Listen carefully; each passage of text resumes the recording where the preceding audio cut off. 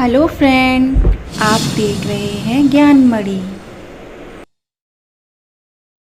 Hello friends, आज हमारी video दहेज के ऊपर है। इसमें आज मैं आपको बताऊंगा दहेज लेना व देना कहां से स्टार्ट हुआ, इसका इतिहास क्या है, यह एक अभिशाप क्यों है और इसे समाप्त कैसे किया जा सकता है और इसके परिणाम क्या क्या होते हैं। तो फ्रेंड्स, मैं आपका दोस्त व होस्ट सूर्यांश और आप देख रहे हो ज्ञानमणि। फ्रेंड्स, दहेज एक ऐसी कुप्रथा है जिसके परिणाम हमारी बेटी व बहनों को भुगतने पड़ते हैं। आपको यह बता दूं कि यह प्रथा हमारे भारत में ही नहीं, दुनिया के और भी कई अन्य देशों में है। इसकी शुरुआत बता दूं, जब इसकी शुरुआत हुई तब से और आज में इस प्रथा में जमीन और आसमान जैसा अंतर है। यह उत्तर वैदिक काल से शुरू हुई। उस समय पिता अपनी बेटी को नए जीवन की शुरुआत करने के कारण वो बाहर देता था। लड़के वालों का इसमें कोई इंटरेस्ट नहीं होता था। फिर आया मध्यकाल।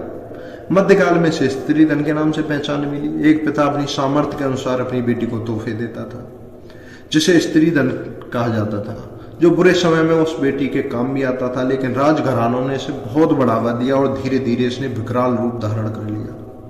सन 1050 से 1950 तक तो दहेज के मामलों में तीव्रता इतनी आ गई और 1970 के बाद तो लगभग 95% शादियों में दहेज लिया हुआ दिया जाने लगा। आज यह स्थिति है कि लड़के वालों द्वारा अपने मुंह से मांग करके दहेज लिया जाने लगा है। इससे लोगों में लालच बढ़ गया है। परिणाम यह है कि इसके परिणाम बेटियों को भुगतने पड़ते हैं। बिना दहेज की शादी आज के समय में बिल्कुल असंभव है। स्थिति यह है कि दहेज कितना भी दे दो, लेकिन लड़के वालों के लिए हमेशा कम रहता है। लड़के वाले कोई अलग तो होते नहीं, हर घर और परिवार में बेटा बेटी होते हैं, लेकिन हम मानसिकता दोनों के लिए अलग रखते हैं। जहां बेटे के लिए सोचते हैं कि हमारे बेटे की अच्छे से अच्छी शादी हो जाए, लेकिन बेटी के लिए चिंता करते हैं कि कैसे होगी शादी, कैसे होगा शादी का इंतजाम। व्यक्ति एक ही है, लेकिन समारोह भी एक है, लेकिन हमारी सोच, थिंकिंग दोनों के लिए अलग अलग है। वहां दहेज लेने का लालच है, यहां दहेज देने की टेंशन।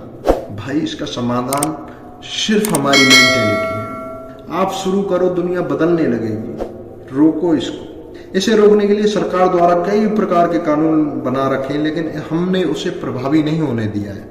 हमें उसकी तब याद आती है जब हमारी बेटी के साथ या तो कोई घटना होती है या उसे टॉर्चर किया जाता है। उस स्थिति में हम कानून को याद करते हैं। यहां सिर्फ 2 लाइफ बर्बाद होती है। माता पिता सिर्फ दुखी होकर के रह जाते हैं, लेकिन लाइफ बेटा और बेटी की बर्बाद होती है। इन सब का सिर्फ कारण एक है, वो है दहेज। इसके कारण ही हम लड़का और लड़की में अंतर भी करते हैं। दहेज हमें लेना तो पसंद है, लेकिन देने के लिए हम सोचते हैं कि क्या वो इतने में मान जाएंगे, क्या इतने में बात तो बन ही जाएगी, वगैरह वगैरह बहुत कुछ सोचते हैं। हमारे समाज में दहेज के कारण लैंगिक भेदभाव भी होता है। हम अन्याय करते हैं बेटियों के साथ। इसी के कारण महिलाओं के प्रति भी कई प्रकार के अपराध होते हैं। आज के समय में कोर्ट में जाकर के देखो, 80% मामले पारिवारिक होते हैं।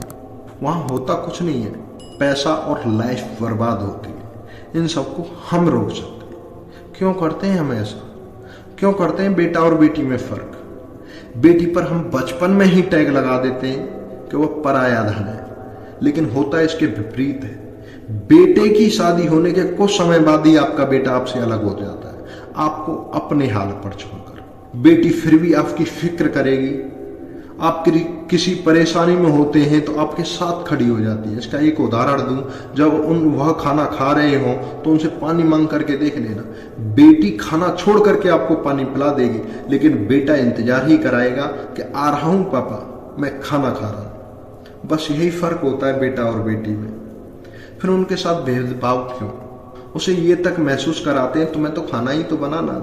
अगर हम अपनी थिंकिंग बदलें तो यह सब कुछ बंद किया जा सकता है। देखो अपनी बेटी की तरफ और सोचो, क्या हम उसके साथ गलत तो नहीं कर रहे? हम उसके साथ न्याय तो कर रहे हैं ना। बेटी को इतना शिक्षित करो कि वह दुनिया को रोशन कर दे, वह सेल्फ डिपेंड हो जाए।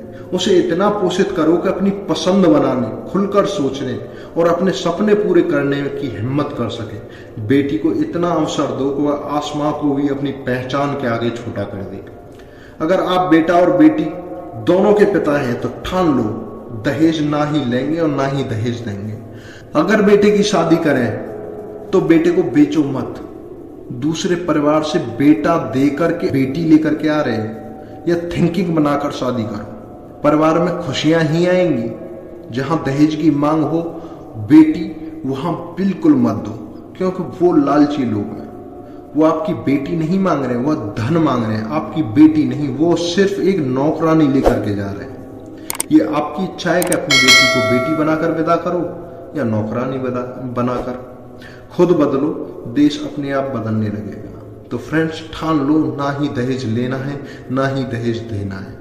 तो फ्रेंड्स मेरी इस चैनल की पहली वीडियो में मेरे एक व्यूअर द्वारा कमेंट किया गया कि मैं दहेज के ऊपर एक वीडियो बनाऊं। यह वीडियो उस भाई के लिए है।